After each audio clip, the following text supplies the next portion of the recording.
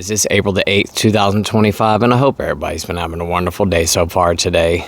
In today's video, I want to talk about something that, I think a lot of us do when we end up in active addiction, and this goes for basically any type of addiction. It could be alcohol, it could be drugs, it could be pharmaceuticals, you name it. It doesn't really matter, but what I wanted to discuss today is the isolation. And I can't remember when the last time I talked about this was, but I think it's been quite a while.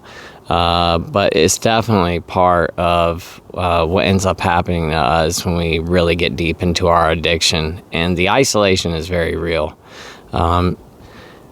For myself, I isolated really, really bad. And when my addiction started getting to the point where, I was drinking a half a gallon of vodka every single day, I had left my job as a chef and had started my own business. And, that's when things just really fell off the deep end. I mean, things completely fell apart when I left my job as a chef. And don't get me wrong, I was a serious alcoholic or serious AUD when I was working as a chef. But I had this wild idea, and I think a lot of us do, that if we run away from our problems, it's going to solve them. And I talked about this with my guys for so long, even before I even turned in my notice. I would talk to them all the time about, I'm not going to stay here much longer. And I know a lot of my guys that used to work for me watch these videos as well, and you guys know exactly what I'm talking about. I spent probably, a couple years talking about that, that I was going to leave. I was tired of it. I was fed up. I was tired of working the hours. I was tired of working every single weekend and not being around my family. And I would blame my job for my alcoholism or my AUD. This job is so stressful. I never get to see my family. I'm always gone, and not to mention this job is just stressful in general. So then one day I got fed up. I was having a conversation with my boss, and there's a lot more to it. One of the things, that just really got underneath my skin is that my boss basically started trying to micromanage me, something that he had never done before. And it might have been due to the fact that my alcoholism or AUD had gotten so bad.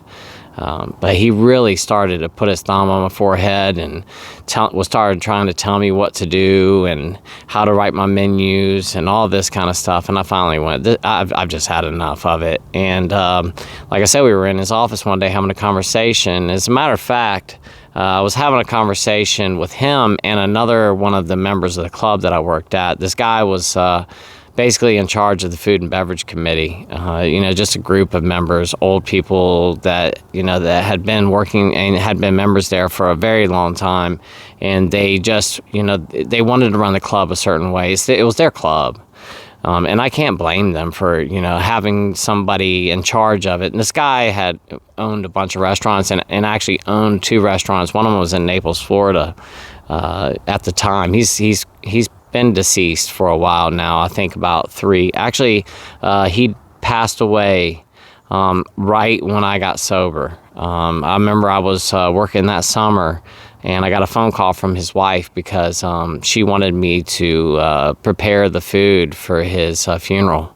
And I told her, I said, I'm just too busy. I can't do it. I just cannot do it. And, I don't have the time. I would love to, because the guy that I'm talking about, he used to get underneath my skin really bad, but we actually became really good friends, as a matter of fact. And I used to go see this guy. He used to live like a couple miles down the street from me. And I would just go by his house and hang out and talk to him. I've always, my whole entire life, I've always gravitated towards older people. He was in his 80s. But I just always felt like there is so much to learn from people that are up there in age, from being a teenager all the way up. I just always gravitated towards older people because, like I said, their stories, they had great stories, life lessons that I thought were really important to learn. And I just got a lot from those people. And like I said, I just used to go over and hang out at his house all the time. I kind of lost my point what I was trying to make with that. But anyway, like I said, His wife had called and asked me to do the food for his funeral, and I said I just can't do it. And that was the summer after I'd gotten sick. But my point in all this is that I left my job thinking that it was going to solve all my problems. Well, it didn't solve anything. As a matter of fact, now I was my own boss. And now I didn't have to worry about covering up the smell of alcohol. I had nobody to answer to. And if I went on a job and I was, around a customer, I just stayed back away from them so they couldn't smell my breath. I never got right up on anybody. I always made sure to stay back as far as I possibly could so they could not smell the alcohol on me. But I've talked about this many times on here, but it started to get to the point to where, I would get really, really drunk. And I would go on these really heavy benders for like a couple weeks at a time. And then I would end up getting really sick. And I think I was ending up with pancreatitis, acute pancreatitis. And then I would stop drinking for a little bit. And then, I'd go back and I'd try to ease my way into it a little bit, but that never worked out. But what ended up happening, and the reason that I'm talking about this today, is that during that period of time when I left my job and I opened up my own business and I was doing that, I really, really started to isolate. All I wanted to do was just stay at home and drink. That's all I wanted to do. And as a matter of fact, 90% of the time, I didn't even get up out of my bed. I would just lay in my bed all day long and completely isolate away from everybody. I'd have people call me, wanting me to do things with them, and I always had an excuse. Number one, I was just too afraid to drive at this point. My anxiety was so bad during this period because I had that anxiety every single day. Every morning when I woke up, it was anxiety. I mean, from the moment I opened my eyes in the morning, the anxiety set in. My heart would be pounding out of my chest. My hands would be shaking horribly. I mean, I'm talking about like this, shaking. And I've talked about this, but I had to start buying plastic bottles because I kept dropping the glass ones and I'd break them. And nobody wants to clean up that kind of a mess, broken glass all over the place. You just wasted all your vodka on the floor, and now you got to clean all this stuff up, and you're hungover, and you just dropped the only bottle that you had, and now you've got to drive to the store hungover. I remember one time I dropped one of my bottles on the floor. It broke, and I was on the floor. This is so disgusting. But it just shows how powerful this substance can be. I was on the floor with a straw, sucking the vodka up off the floor because I needed it that bad. And there could have been broken glass in there, and I was just down there because it had kind of puddled up onto the floor, and I was down there just trying to get what I could off of it.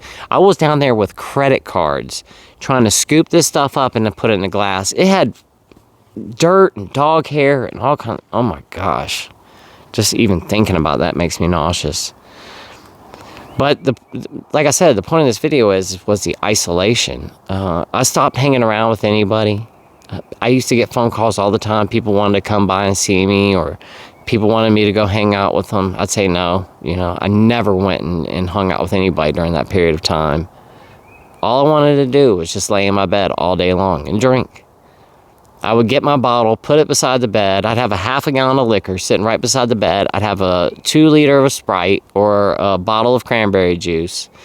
I would get a container and fill it like one of those big Yeti tumblers. I would fill one of those up completely with ice and put the lid on it because that it'll keep ice forever, especially if you don't have anything in it.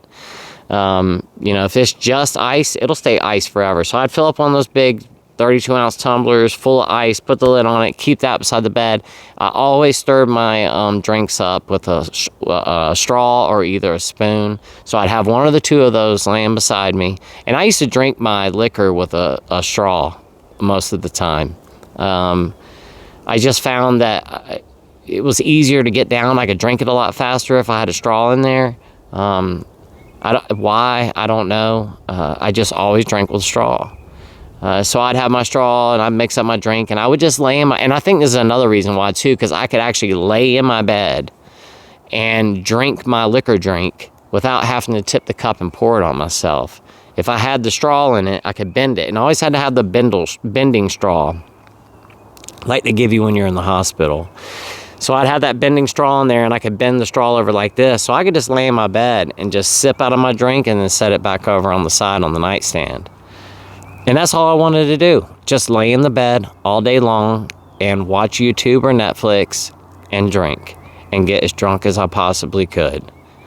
I didn't want to do anything with anybody. I didn't want to go hang out with anybody. I didn't go do anything during that period of time. You know, I would get phone calls, you want to go on a camping trip? Oh, no, I got something going on. I always had an excuse. I never wanted to do anything with anyone. I didn't hang out with my kids that much. It was just me and my best friend, which was the bottle. That's it. I didn't do anything with my wife during that period of time. If she asked me if I wanted to go out anywhere, I always said no. If she said, you want to go out and have dinner? No, I don't feel like it today. You want to go to our kids' soccer game? No, I don't think so. I don't think I want to go today. I don't feel good. And, you know, I always had that excuse. I don't feel good. And I didn't feel good. I felt horrible. I mean, I literally felt like I was going to lose my life just about every single day. When I woke up in the morning, the hangovers would be so bad. I would wonder, like, am I going to live through this? I mean, it would be that bad that I would wonder, am I going to live through this hangover? And I have spoken to so many people at this point now who have done the same thing. You know, I was talking with Slayer just the other day, and we were talking about the isolation and how, you know, because he was talking about how he did the same thing, would just lay in his bed when he's in active addiction and just drink.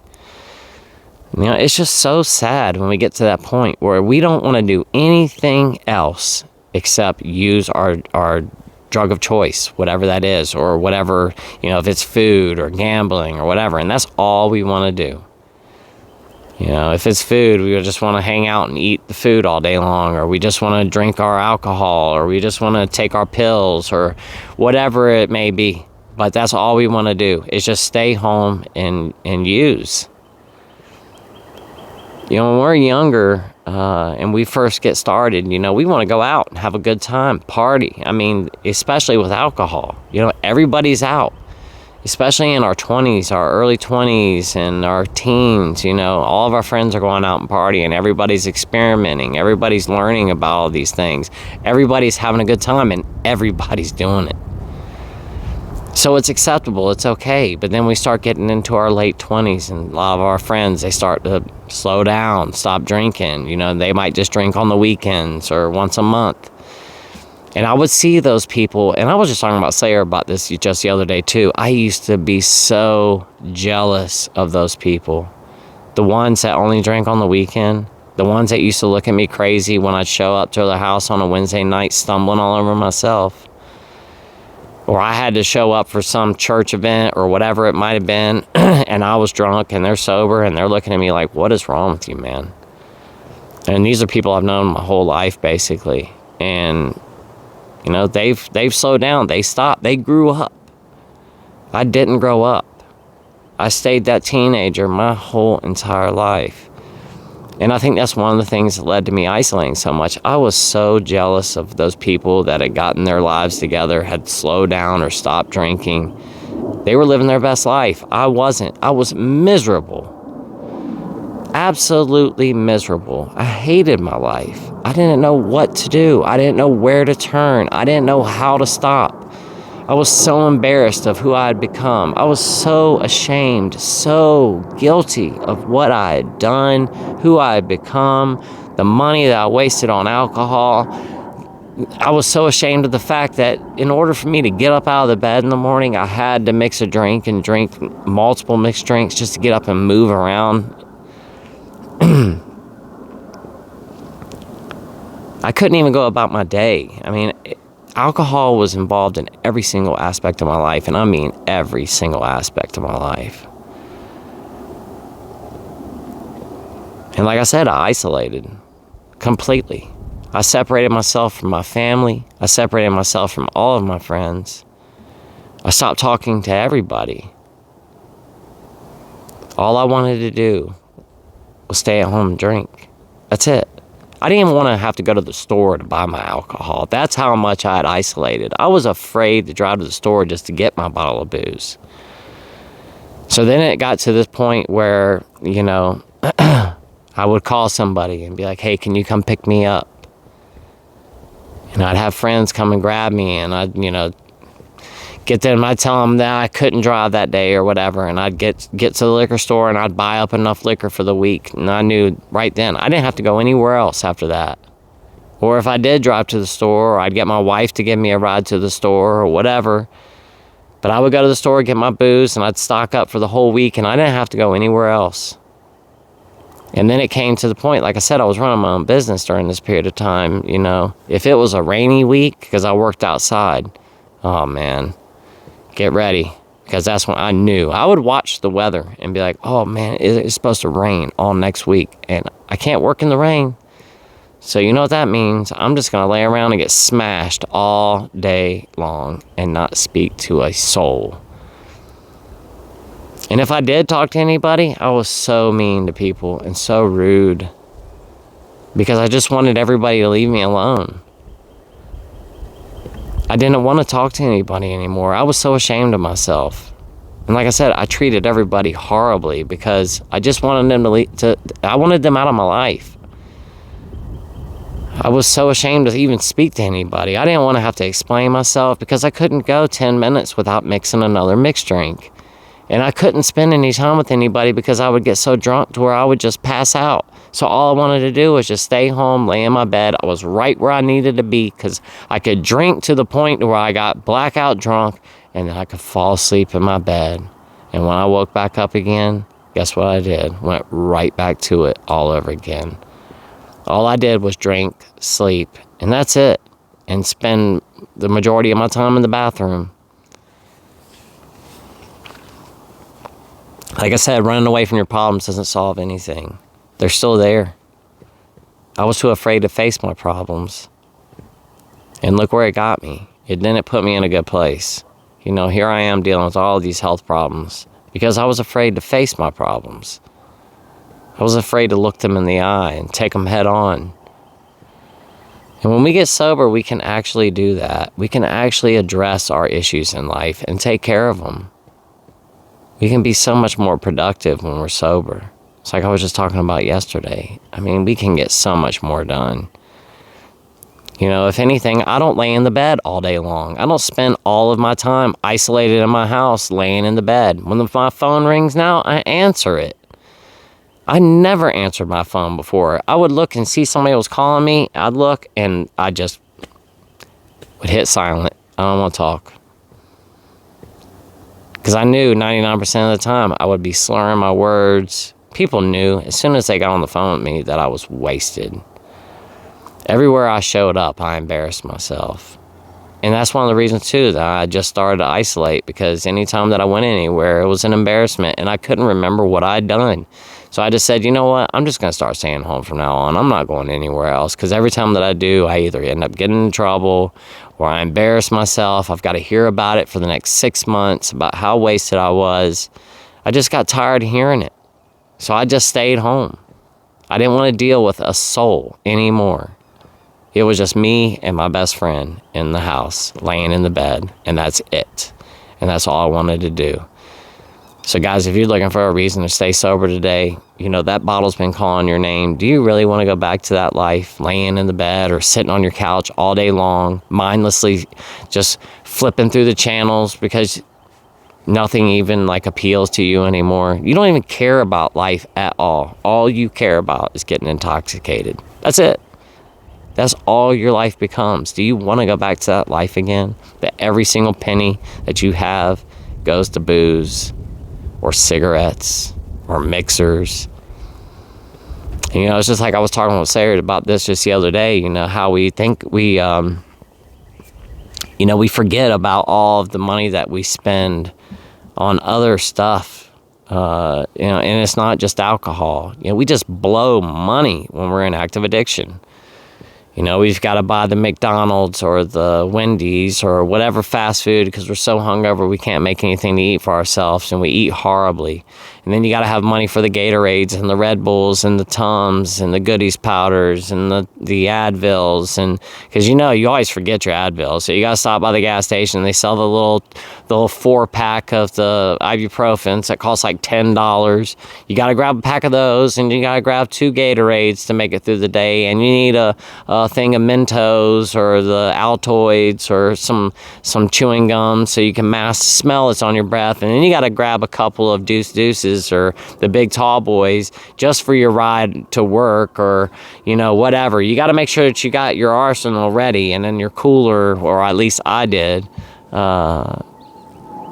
You got to have your potato chips or your peanuts or whatever, because you got to have at least a little bit of something on your stomach, and you need that salty food just so you can drink more. And then you need a carton of cigarettes, or at least 4 packs of cigarettes, because you don't want to stop back by the store again. And before you know it, your tab at the gas station's $100, and you're walking out of there with 4 grocery bags worth of stuff in your hands. All to fix your hangover. All just to get you through the day. And as you walk out of that store, you promise yourself, today is the last day. I am not doing this again. I'm not doing this tomorrow. I refuse. I'm not living this life anymore. And what do you do the next day when you wake up? Hair of the dog all over again. And it starts all over.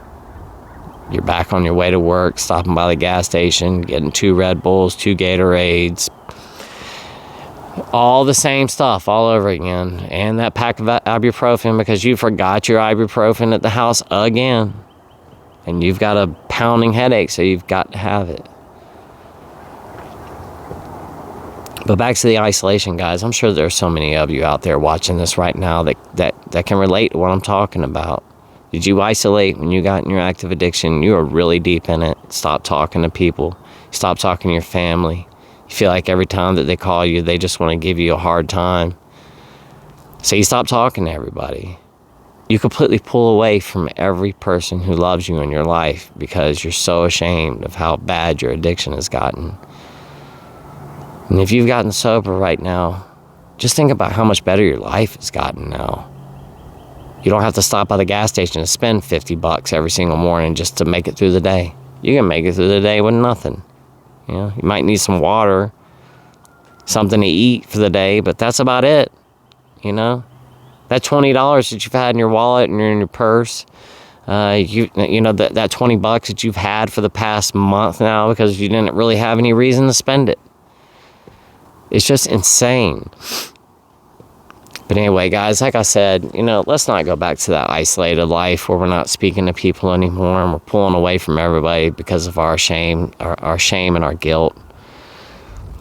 Nobody wants to live that life again. And I know life can be so hard sometimes. And we get that idea that drink it'll help relax us for the day. It'll just make things just that much better. Yeah, it might make you feel better for a couple minutes. I haven't spoken to one person ever who told me that after they had that first initial drink and a relapse, they enjoyed it. Every single person I've spoken to that's relapsed, that first initial drink they've had, they said it was not what they thought it was going to be. And the feeling that they were looking to get was not what they expected it to be. We get just a couple of really good times. We get that really euphoric feeling when we use whatever it is. It's only a couple of times, maybe one time. We never get that feeling ever again, but we're still chasing that dragon. We're constantly, our whole entire life, chasing that feeling that we'll never experience ever again. It's like going hang gliding or,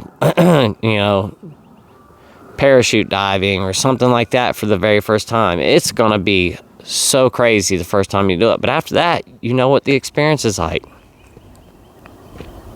Yeah, it might be exhilarating, might be exciting, but it will never be like the first or second or third time you've ever done it. It will never be the same way ever again. So forget that. Throw that thought out of your mind. You're not even going to get what you want out of it anyway. Just forget about it. Guys, thank you so much for watching today. Let's not go back to that isolated lifestyle again. Let's just not do it. Let's stay sober just for today. If you really want to drink, you can do it tomorrow. But for today, let's stay sober. And then when we wake up tomorrow morning, let's start a new day. And let's do the same thing all over again. But let's just worry about right now, this moment that we're in, and today. Eat yourself some dinner, go to bed, maybe lay in your bed and watch a nice movie on Netflix tonight. Have yourself a nice cup of chamomile tea, go to sleep. You're going to wake up in the morning, and I promise you, you will not regret that you did not use or drink tonight. I can promise you that. With that said, guys, I'm going to go ahead and hop off of here. Thank you so much for watching today. I truly do appreciate it. And I tell you guys this all the time, but I love you guys so much. This is the most awesome community of like-minded individuals I have ever run across in my entire life. Everybody is so positive. You get the couple of people that stop in from here and there and just from time to time and got something negative to say. But for the most part, everybody here is just absolutely wonderful, and I truly appreciate each and every single one of you. I really do. And thank you so much for allowing me to be a part of your life and allow me to be a part of your sober journey. And thank you for bringing me into your life and letting me be a part of it as well. You know, you're allowing me to be a part of your sober journey and vice versa, and I truly appreciate it. So, guys, thank you so much for watching. If you would like to help support the channel, please go to the link below. It's to buy me a coffee, and you know that helps support the channel and allows me to do these videos each and every single day. And for those of you that have donated to the Cash App, buy me a coffee, or super thanks, I really do appreciate it. But other than that, guys, once again, thank you for watching. Y'all have a great night, and have a great start to your day tomorrow. And I'll see y'all in tomorrow's video. Bye-bye. I'm out here on my tractor trying to fix my driveway, and I just wanted to show you guys how bad this actually really is. It washed out, and I've already started filling this in a little bit. This hole right here is about, I don't know, 2 feet deep, and I've already started filling it, but it's washed out all the way up there. And I'll show you guys some more video, but you can see I started taking dirt from there, but it has just washed out everything all the way down. You got this big crevice right going down through here, but I mean, if you were to drive your car right through there, you'd be stuck. It would tear the bumper off of your car. So this is why I'm trying to get this fixed before I film today's video. But I figured I'd just throw this in and show you guys the mess that I have to deal with whenever it rains around here. Here's a little bit better of a view from the top right here. Right down in there, all that. That's a big, huge ditch right there. It's like 3 feet deep. And I'm trying to fill it in with dirt. That's where that big hole was right there in the center that you couldn't see from the top of the driveway as you're going down. So if somebody was just driving down the driveway, they would have dropped down into that. But it's pretty bad. You can see all the water. Let me back the tractor up.